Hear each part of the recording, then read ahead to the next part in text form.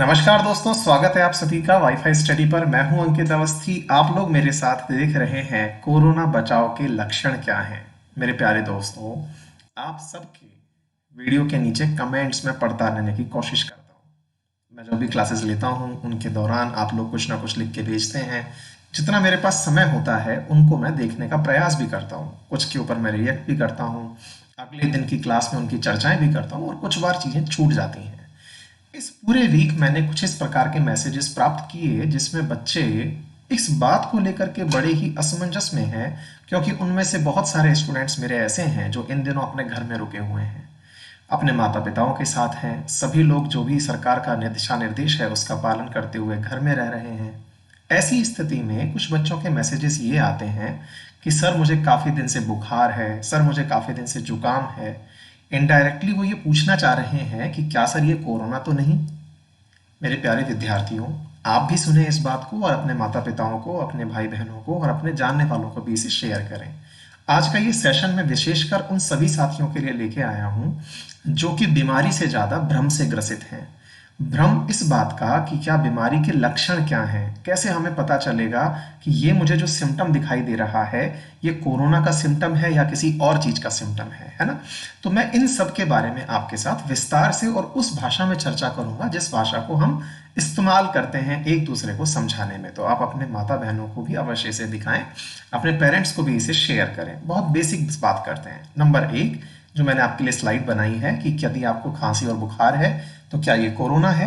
आइए इसके बारे में चर्चा करते हैं। लेकिन चर्चा से पहले हमेशा की तरह मैं आपको बता दूं कि मेरी जो भी क्लासेस अनअकैडमी पर हैं और या फिर कोई भी कोर्स अगर आप अनअकैडमी पर परचेज करना चाहते हैं तो मेरा रेफरल कोड है अंकित10, जिसका यूज करके आप अपनी फीस में 10% का डिस्काउंट पा करके क्लासेस को एक्सेस कर सकते हैं। आइए सवाल को शुरू करें। उससे पहले पहला सवाल हम लेके आए हैं कि कोरोना वायरस क्या है। साथियों, कोरोना वायरस, देखिए साइंस का एक बहुत बेसिक टर्मिनोलॉजी होता है। वायरस क्या होता है, बैक्टीरिया क्या होता है।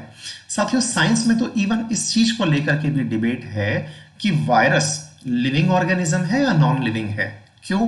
क्योंकि मानव शरीर के बाहर जब ये रहता है तो ये कुछ समय तक जिंदा रहता है। कोई सा भी वायरस हो, चाहे ये वायरस हो, चाहे फ्लू का वायरस हो, चाहे स्वाइन फ्लू का वायरस हो, कोई सा भी वायरस हो, है ना। वायरस जनित जो बीमारियां हैं उनके वायरस जब बाहर रहते हैं तो मेरे प्यारे साथियों, इनके वायरस की खास बात क्या होती है कि ये कुछ समय तक जिंदा रहते हैं, उसके बाद मर जाते हैं और शरीर में आकर के एक्टिवेट हो जाते हैं। कहने का मतलब बाहर जब ये रहते हैं तब तो नॉन लिविंग की तरह रहते हैं और जब अंदर हमारे शरीर में आने लगते हैं तो ये लिविंग की तरह आने लगते हैं। कहने का मतलब क्या हुआ मेरे प्यारे साथियों कि हमारे शरीर में ये जब रहने लगते हैं तो आप लोग जो है वो लिविंग और नॉन लिविंग के केस में ये कंफ्यूज हो जाते हैं कि आप लोग ये वायरस है क्या अल्टीमेटली, है ना। तो लिविंग है कि नॉन लिविंग है, इसको बताने के लिए मैं आपको बताता हूं मेरे प्यारे साथियों। वायरस साइंटिस्ट भी लेकर के कंफर्म नहीं है कि जीवित है कि निर्जीव है। कंफ्यूज नहीं होना है। हम केवल इतना सा मान लेते हैं कि बाहर ये कुछ समय तक जिंदा रहते हैं, उसके बाद ये मर जाते हैं। लेकिन जब शरीर में आते हैं तो हमारे ही जेनेटिक मटेरियल का उपयोग करके और ये पूरी तरीके से शरीर के ऊपर छा जाते हैं, है ना। तो ये सिंपल सी बात है। अच्छा, फिर सबसे बड़ी बात क्या होती है कि सर इस वायरस का, बेसिकली कोरोना वायरस का क्या कैरेक्टरिस्टिक है, इसकी वजह से सबसे प्रमुख समस्या किस तरह की होती है। तो भाई इसकी वजह से जो प्रमुख समस्या होती है वो सांस लेने में दिक्कत है। देखिए आप लोग तमाम तरह के फीचर्स समझते हैं और मैं एक एक करके उन्हीं फीचर्स के बारे में बात करूंगा कि बुखार अगर है तो कैसा बुखार है, खांसी अगर है तो कैसी खांसी है और कौन से सिम्टम है जिसकी वजह से हम लोग कोरोना वायरस के प्रभाव को माने। मेरे प्यारे साथियों, कुछ बेसिक फीचर हैं। जैसे मैं आपको बताना चाहूंगा, यदि आपको सूखी खांसी है, कैसी खांसी, सूखी खांसी। अब सवाल बनता है सर ये सूखी खांसी कैसी होती है। जैसे आपने खांसा, खांसने के बाद आपने अगर मुंह पर हाथ लगाया या हाथ के स्थान पर कभी आपने रुमाल लगाया तो उस रुमाल के अंदर किसी भी प्रकार का कोई चिपचिपापन नहीं आया, कोई बलगम नहीं आया, आपने कुछ थूका नहीं, है ना। तो ये सूखी खांसी होती है। अच्छा, सूखी खांसी भी कैसे हो बच्चों, लगातार हो। अब लगातार का मतलब क्या है, देखिए बीच बीच में तो कई बार धांस लग जाती है अपन को तो भी खांसी आ जाती है ना, उसमें भी कफ नहीं आता। लेकिन ऐसे मतलब थोड़े थोड़े समय के अंतराल पे खांसी आ जा रही है तो नंबर एक, ऐसी स्थिति हो। एक केस तो देखिए ये चीज याद रखिएगा, कौन सी परिस्थितियों में आपको कोरोना वायरस का चेकअप कराना चाहिए, उन बातों को समझिए, है ना।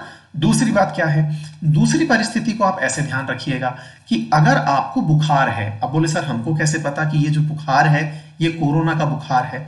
तो देखो बच्चों, पहले सूखी खांसी देखनी है आपको, है ना। सूखी खांसी के बाद फिर फीवर देखिए। फीवर का भी मैं आपको बताता हूं। सामान्यतः ऐसा कहते हैं कि इंसान के शरीर का जो टेम्परेचर है वो 37 डिग्री 8 के आसपास होता है, सेंटीग्रेड 37.8 डिग्री के आसपास होता है ना बच्चों। अगर ये टेम्परेचर, और फॉरेनहाइट में अगर हम बात करें तो 100 फॉरेनहाइट के बराबर होता है ना। अगर ये टेम्परेचर बढ़ करके 102 से 104 तक चला जाए, यानी शरीर गर्म हो जाए। अब आप कैसे पूछेंगे सर शरीर कैसे गर्म होता है, तो देखिए आपको भी पता चल जाता है फीवर आने का, आपकी छाती, आपके पीठ ये गर्म हो जाते हैं, है ना। इनको देखिएगा। तो पहला फीचर सूखी खांसी, दूसरा फीचर आपके तेज बुखार, तीसरा फीचर आपके शरीर में आपको अगर थकान का महसूस होने लगे। थकान महसूस होने से मतलब है आप जो काम पहले भी करते थे अगर आज भी उसे कर रहे हैं और उसको करने में आपको थकान, शरीर टूट रहा है, बैठा नहीं जा रहा है, आपको लग रहा है कि मैं थक गया हूं, ऐसी कोई फीलिंग आ रही है, तो तीसरा फीचर जो हो गया आपके लिए वो क्या हो गया, थकान का फीचर। ठीक है बच्चों। अच्छा, और जो चौथा फीचर है जो आप लोगों को मान लेना चाहिए वो क्या है, अगर आपको खाने के बाद डायरिया हो जाए। अब डायरिया क्या होता है, मतलब आपने कुछ खाया और आपको लूज मोशंस शुरू हो गए, तो ऐसी स्थिति अगर आपके साथ बनती है, ध्यान से समझना। ये ऐसा देखिए सामान्यतया जिनके इन दिनों, क्योंकि अभी क्या मौसम चेंज हो रहा है, बहुत सारे स्थान ऐसे हैं, जैसे राजस्थान में भी बहुत सारे स्थान ऐसे हैं जहां रिसेंटली बारिश आके गई है ना। तो वहां मौसम चेंज हुआ तो खांसी जुकाम होना नॉर्मल बात है भाई। सीजन चेंज जब होता है ना बच्चों, तो हमारा शरीर उसके साथ अकोमोडेट करने के लिए, मेरे प्यारे साथियों, आपका शरीर जो है ना, जब जैसे मान लीजिए आप बहुत समय से गर्मी में रह रहे थे, तो सर्दी में जैसे ही जाते हैं तो जुकाम खांसी होती है ना, क्योंकि शरीर एकदम एलर्जी के साथ एडजस्ट नहीं कर पाता और रिएक्ट कर देता है। ऐसे अपन बहुत दिनों से सर्दी में रह रहे थे, बीच में अचानक गर्मी आ गई, आप लोगों ने घर में पंखे चला लिए होंगे, पंखों के ऊपर रखी हुई डस्ट जो है वो आपके नाक में चली गई होगी, जिससे आपको जुकाम खांसी हो गई होगी, है ना। ऐसे फीचर अगर आते हैं तो परेशान होने की जरूरत नहीं है, खांसी जुकाम नॉर्मल चीज है। लेकिन खांसी जुकाम के साथ साथ बुखार आ रहा है, लूज मोशंस हो जा रहे हैं, है ना, अगर ऐसी चीजें आपको दिखाई देने लगे तब जाकर के आपको सलाह लेने की आवश्यकता है। कंफर्मेटिव टेस्ट तो किट के माध्यम से होता है। ये वो फीचर हैं जिनमें कहियो के दिमाग में ये डाउट बना हुआ है कि सर मेरे को खांसी हो रही है, लोग कोरोना कोरोना चिल्ला रहे हैं, क्या मुझे कोरोना हो सकता है क्या। नहीं, ये तो मैंने बीमारी के लक्षण बताए। अब मैं आपको दूसरा एक और कैरेक्टर बताता हूं, इसके बाद भी कोरोना को कैसे पहचाने उसके अंदर अगर मैं आपको बात बताऊं तो एक चीज आपको और देखनी होगी, और वो क्या है, साथ में ये चीज भी ध्यान रखना कि आपकी नाक भी बहेगी, जैसे जुकाम के अंदर नाक बहती है ना, ऐसे नाक बहने लगेगी, है ना। अच्छा, एक बात और मैं बताता हूं, आप अपने आसपास सराउंडिंग में जरा देखिए, याद करिए, पहचानिए कि क्या आप किसी ऐसे व्यक्ति से मिले जो बाहर से आया हो। अब बाहर से मतलब विदेश से आया हो। अगर आपको ऐसा कोई व्यक्ति याद आ जाए और फिर आपको ऐसे फीचर आने लगे तो आप दिखा सकते हैं। फिर आप पूछेंगे सर अब मुझे क्या पता, मैं जिससे मिला था वो तो बाहर से नहीं आया लेकिन उसके घर में कोई बाहर से आया हो। बट डेफिनेटली अगर आपको ऐसा लगता है कि आप किसी ऐसे अनजान व्यक्ति से मिले हैं जिसके बारे में आपको नहीं पता कि वो बाहर से आया था या फिर उसके जानने वाला कोई बाहर से आया था, तो निश्चित ही आपको अपने बारे में डॉक्टर से सलाह लेने की आवश्यकता है। लेकिन फिर भी मैं आपसे यही कहूंगा कि डॉक्टर से सलाह लेते समय भी आप अपने आप को इतना सक्षम रखिएगा कि ये बीमारी ऐसा नहीं है कि एक बार हो गई तो बस अब चले गए हम, ऐसा नहीं है। आप डॉक्टर को बताइए, डॉक्टर आपसे कहता है कि आप आइसोलेट हो जाइए। आइसोलेट होने का मतलब समझते हैं आप, आइसोलेट होने का मतलब साइंस का टर्म है, आप एकदम विलगित हो जाइए, अकेले हो जाइए। बोल सर हमको अकेला क्यों करवाते हैं, क्या हम चीखने वाले हैं, चिल्लाने वाले हैं? नहीं, आइसोलेट इसलिए कहते हैं ताकि आपकी वजह से आपके अन्य परिवारजन जो हैं वो उस बीमारी की ग्रसित में ना हो, उसके शिकार ना बने, और जिनको आप जानते हैं वो उसके शिकार ना बने। इसलिए औरों की सुरक्षा करना जो है वो आपको आइसोलेट रखने का तरीका है। ठीक है, ऐसी बीमारियां जो कम्युनिकेबल डिजीज होती है, एक से दूसरे में फैलती हैं, उनके लिए आइसोलेशन तरीके को अपनाया ही जाता है। ये कोई बहुत बड़ा वो नहीं है बेटा, है ना। तो इस बात को भी आप समझ के चलिएगा। फिर हमारे दिमाग में क्या सवाल बनता है, सवाल बनता है सर क्या, जैसे मान लो कि मैं किसी से कल परसों मिला था। अच्छा, एक चीज और मैं बताता हूं आप लोगों को, है ना, आप में से कुछ लोगों के दिन में ये वहम बैठ जाता है कि भाई खांसी जुकाम होने हो गई है मुझे, और मैं तो कल ही उस आदमी से मिला था और आज मुझे खांसी जुकाम हो गई है। साथियों, ये सारी जो रिकॉर्ड मैं लेके आया हूँ, ये मैं आपको अपने टेलीग्राम चैनल, मेरा टेलीग्राम चैनल है GK by Ankit Awasthi sir, है ना, इस पे मैं आज ही डाल दूंगा। यही है मेरा टेलीग्राम चैनल जीके भाई अंकित अवस्थी सर। इस पर मैं आपको ये पूरे क्वेश्चन आंसर डालने वाला हूँ। ये सारे क्वेश्चन आंसर मैंने डब्ल्यूएचओ की वेबसाइट से बनाए हैं, है ना। डब्ल्यूएचओ ने ये सारी बातें शेयर की हुई हैं, भारत सरकार भी इन चीजों को शेयर कर रही है। तो मैं भी आपको, क्योंकि हम और आप मिलकर के रोजाना बातचीत करते हैं, तो मैं इन चीजों को आप तक पहुंचाने का प्रयास कर रहा हूं, है ना। फिर आप पूछेंगे सर कोरोना वायरस के लक्षण कैसे विकसित होते हैं, मतलब मुझे कल किसी से मिला था, आज हो गया होगा क्या? नहीं भाई, अगर कोई भी फीचर है, इसका मानना है कि ये 5 से लेकर के 14 दिन के अंदर अपने लक्षण दिखाता है। मतलब अगर आपको बीमारी की कोई भी बात पता चलती है तो 5 से लेकर 14 दिन के अंदर जाकर के आपको इसके लक्षण पता चलते हैं, ठीक है। तो एकदम इमीडिएट पैनिक करने की इसमें आवश्यकता नहीं होती है, ठीक है।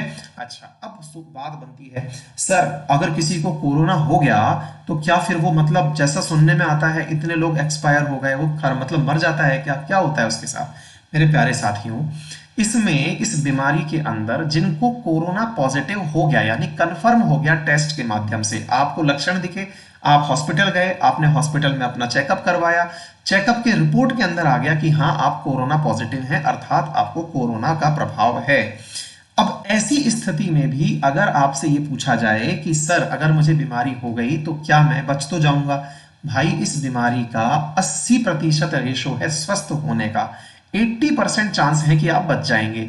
फिर आप पूछते हैं सर फिर जो 20% है उसके अंदर क्या होगा? मेरे प्यारे साथियों, 20% भी वो लोग हैं जिनके शरीर में ऑलरेडी कोई ऐसी बीमारी थी जो कि शरीर के लिए बहुत हानिकारक थी, जैसे वो अस्थमा के पेशेंट थे, या फिर उनको पहले से ही टीबी था, या फिर उनको मधुमेह यानी डायबिटीज था। ऐसी कोई बीमारी जिनका प्रभाव पहले से उनके शरीर को कमजोर करने में हो चुका था, अगर ऐसी कोई बीमारी है तो फिर चिंता करने की आवश्यकता थोड़ी सी बनती है, लेकिन मेडिकल साइंस है ना, उस पर विश्वास रखिए। अच्छा, फिर एक बात बनती है, सर इसका रेशो क्या है? मेरे प्यारे साथियों, 6 में से 1 मरीज व्यक्ति जो है उसके ऊपर जाकर के ये नकारात्मक प्रभाव दिखाती है, ठीक है। तो ये आप इस प्रकार से इसे देखते हुए चलिए। फिर बनता है, सर इसकी वजह से प्रभावित कौन होता है ना। बहुत सारी मिथ्याएं फैलती हैं, क्या होता है कि भाई, तो मेरे प्यारे साथियों, अब तक की जो रिपोर्ट आई है ना, उसके अंदर सबसे ज्यादा बात ये निकल के आई है कि 50 वर्ष से अधिक उम्र के जो लोग हैं जिनका इम्यूनिटी सिस्टम कमजोर है, वो इस बीमारी के अधिक शिकार बने हैं। ये एक जनरल परसेप्शन निकल के आया है। अच्छा, फिर सवाल बनता है, सर मैं कोरोना से बचने के लिए मैं क्या करूं, क्योंकि मैं रोजाना आपकी बातें सुनता हूं। तो देखिए साथियों, एक सिंपल सी बात है कि ये कोरोना फैल कैसे रहा है, वही बार बार मैं आपको बताता हूं। बचने के लिए आपको कुछ नहीं करना है, सोशल डिस्टेंसिंग रखनी है, ताकि किसी और को अगर हो रखा हो तो वो आप तक ना पहुंचे। और से आप तक कैसे पहुंचता है? उसके छींकने से, उसके खांसने से, जो पानी की फुहारें निकलती हैं मुंह में से, वो 1 मीटर दूरी तक ट्रेवल करके जमीन में गिर जाती हैं। फिर सवाल बनता है, क्या सर ये हवा से भी फैलता है क्या, है ना। तो आप समझिए इस बात को कि अगर बीमारी है तो इस बीमारी से बचाने के लिए आप अपने आप को स्वस्थ रखिए, स्वच्छ रखिए। कैसे? आप अपने आप को थोड़ा डिस्टेंस पे दूसरों से रखिए, किसी अनजान व्यक्ति से मत मिलिए, है ना। और अगर कोई खांस या छींक रहा है तो आप उसको अपने आप से दूर, 1 मीटर कम से कम दूर रखिए। ये सिंपल सिंपल से प्रोसेस है जिनको आप करते रहें। सरकार जो आपको आंकड़े दे उनके ऊपर विश्वास करिए, उनको मानिए और उनके अकॉर्डिंग काम करिए, ठीक है बेटा। चलिए, इसके अतिरिक्त सर एक बात बताइए कि जो दूसरे देश से लोग आए हैं उन्हें क्या करना चाहिए? सिंपल सी बात है, अगर आप बाहर से चल के आए हैं या आपके जानने वाले कोई भी बाहर से चल के आए हैं तो वो 14 दिन तक, क्योंकि मैंने आपसे कहा ना 5 से लेकर 14 दिन तक ये वायरस अपना प्रभाव दिखाता है। अगर उनको लक्षण दिखते हैं तो 5 से लेकर 14 दिन तक वो खुद को एक कमरे में बंद रख करके, मतलब किसी और से ना मिले, क्योंकि अगर उनकी वजह से, क्योंकि जब तक वायरस ने लक्षण नहीं दिखाए थे उस बीच में वो लक्षण कहीं और चले गए तो नुकसानदायक हो सकते हैं।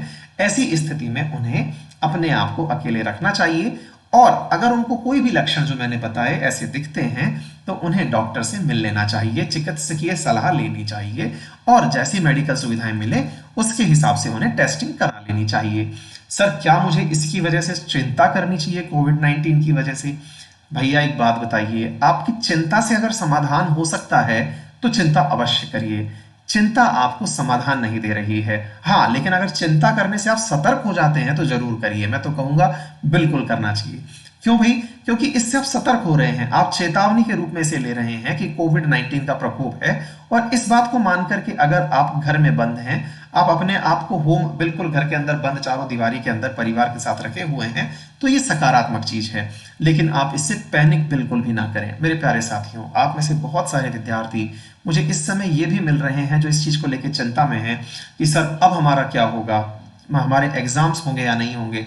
साथियों, मैं ये मानता हूँ, मतलब एक बहुत बड़ी पंक्ति है जिसको मैं आत्मसात भी करता हूँ। महाभारत की पंक्ति है जिसको लोग कहते हैं, ट्रांसलेशन में आपको बताता हूँ कि जो महाविध्वंस होता है वो नव निर्माण के लिए अंकुर होता है। यानी कि जितना बड़ा नुकसान, उससे नव निर्माण भी उतना ही खूबसूरत होता है। तो मेरे प्यारे साथियों, मैं ये तो नहीं चाहता कि ये महाविध्वंस बने, लेकिन आप इससे निराशा में ना जाएं। जो भी परेशानी है ये टल जाएगी। जैसे ही ये टलेगी हम फिर से खड़े हो जाएंगे और हम फिर से अपने आप को दुनिया के सामने लाके दिखाएंगे कि देखिए हम क्या क्या कर सकते हैं, हम हिंदुस्तानी, देखिए हम क्या कर सकते हैं, है ना। तो बिल्कुल भी निराश होने की आवश्यकता नहीं है। बी पॉजिटिव और अपने चारों तरफ पॉजिटिव एनवायरनमेंट रखिए। लोगों को बताइए कि एक परेशानी की घड़ी है, निकल जाएगी, फिर निकल जाएगी, फिर हम उठ खड़े होंगे, फिर हम अपने नए मुकाम हासिल करेंगे, आपकी परीक्षाएं भी समय पे हो जाएंगी, है ना। तो अपने अंदर से बिल्कुल सकारात्मक हो जाइए बेटा, है ना। अच्छा, और सरकार जो निर्देश दे उनको पालन करिए। अच्छा, आप में से कुछ लोग ऐसे होते हैं जिनको ना, मतलब अपन गलत शब्द में इस्तेमाल करते हैं, जैसे कि झोला टाइप डॉक्टर। वो क्या कह देते हैं, झोला छाप डॉक्टर कह देते हैं कि भाई एंटीबायोटिक खाते रहो। तो भाई मेरे, एंटीबायोटिक खाने से कोविड 19 का फर्क नहीं पड़ता। कोरोना वायरस है, एंटीबायोटिक बैक्टीरिया के इन्फेक्शन के लिए खाया जाता है, ठीक है। तो कोरोना वायरस से बचने के लिए आप एंटीबायोटिक ना खाएं, क्योंकि वायरस पर एंटीबायोटिक फायदा नहीं पहुंचाते हैं। एंटीबायोटिक बैक्टीरिया के इन्फेक्शन से बचने के लिए खाया जाता है। तो आप ऐसा कोई भी कार्य ना करें, ठीक है। तो ये आप लोगों को समझ में आने की आवश्यकता है। सर क्या कोई इसका टीका, दवा, उपचार कोई भी अभी तक निकली है? देखो बच्चों, टीका बनने से पहले उसका क्लिनिकल ट्रायल होता है। टीका बनना मतलब आपके शरीर में कोई भी एंटीबॉडी डाल दिया जाएगा, जिसकी वजह से वो आने वाले उससे लड़। देखो, मैंने आपको पहले भी समझाया था, वैक्सीनेशन के अंतर्गत क्या होता है कि आपके शरीर में वही वाला जो वायरस है जिसकी वजह से आपको लड़ाई लड़नी है, वो आपके शरीर में डाला जाता है। वो वायरस बिल्कुल मृत अवस्था में, जीर्ण शीर्ण अवस्था में आपके शरीर में डाला जाता है, जिससे कि वो आपके शरीर के अंदर एंटीबॉडी जनरेट करवाए। और जब एक बार आपके शरीर में एंटीबॉडी उसके खिलाफ बन जाएंगे और कभी रियल में बहुत बड़े वाले वायरस का अटैक होगा, कोरोना वायरस का बड़ी संख्या में अगर अटैक होगा, तो आपका शरीर उससे लड़ पाएगा। लेकिन सोच के देखिए, अगर ये चीज फेल मार जाए तो आपके शरीर में जिस वायरस को घुसाया वही वायरस आपको बीमार कर दिया, तो ऐसी स्थिति में जो भी मेडिकल एजेंसीज होती हैं या फिर कोई देश की मेडिकल संस्थाएं होती हैं, वो इतना जल्दी इसको डेवलप नहीं करती हैं। डेवलप से मतलब हुआ, पहले इसका क्लिनिकल ट्रायल करती हैं, मतलब लोगों के ऊपर अलाउ करके देखती हैं कि इसका क्या प्रभाव पड़ा, इसका कितने दिनों में क्या प्रभाव दिखाई दिया, तब जाकर के सरकार इन्हें अनुमति देती है, कहीं इसका कोई नेगेटिव इंपैक्ट ना हो जाए। अदरवाइज बीमारियां भी फैल सकती हैं, पता चले कोई नई बीमारी आपके शरीर में आ गई, है ना। तो इस चीज से हमको पता होना चाहिए। सर क्या मुझे, हाँ ये बहुत बड़ी इंपॉर्टेंट बात है कि सर क्या मुझे मास्क लगाना चाहिए क्या? मैं देखता हूं कि बहुत सारे विद्यार्थी या फिर बहुत सारे लोगों को मैं मास्क लगाए अपने सराउंडिंग में देखता हूं। देखिए, दो सिंपल सी बातें हैं, मैं आपको बताता हूं मास्क किन को लगाना चाहिए। देखिए, सबसे बड़ी बात तो ये है कि बोले जो आदमी किसी और को नुकसान पहुंचाने जा रहा है, तो भैया उसको मास्क लगाना चाहिए। देखिए, सच्चाई तो ये है कि अगर कोई कोरोना संक्रमित है, जिसका पता चल गया कि हाँ, अब संक्रमित नहीं भी है, तो जो मैंने अभी फीचर बताए, खांसी है, जुकाम है, बुखार है, ऐसे व्यक्ति को अपने मुंह के आगे मास्क लगा लेना चाहिए, जिससे कि वो और लोगों तक अपना संक्रमण ना फैलाए। और आपको मास्क तब लगाना चाहिए जब आप किसी ऐसे व्यक्ति के समक्ष हैं जिसने इस तरह की हरकतें की, यानी उसने खुले में छींक दिया, उसने खुले में खांस दिया। यदि आप उसके सराउंडिंग में है तो आपको मास्क लगाना चाहिए। इन जनरल, अब जैसे आप देखते होंगे बहुत सारे लोग सड़क पर वॉक कर रहे हैं और वॉक करते करते मास्क लगा के घूम रहे हैं। गलत है लगाना, सीधा गलत है। क्यों गलत है भाई? गलत इसलिए है क्योंकि कोरोना वायरस हवा में बह के नहीं जाता है। ये केवल जैसे आपके सामने किसी ने छींका, छींकते ही 1 मीटर अधिकतम गया, ड्रॉपलेट है पानी की जिसके ऊपर वो सवार होके गया है। छींका, छींकते ही पानी वजन के साथ नीचे बैठ गया, वो हवा में नहीं उड़ रहा है। अगर हवा में उड़ता तो फिर लॉकडाउन का भी कोई मतलब नहीं रह जाता मेरे भाई।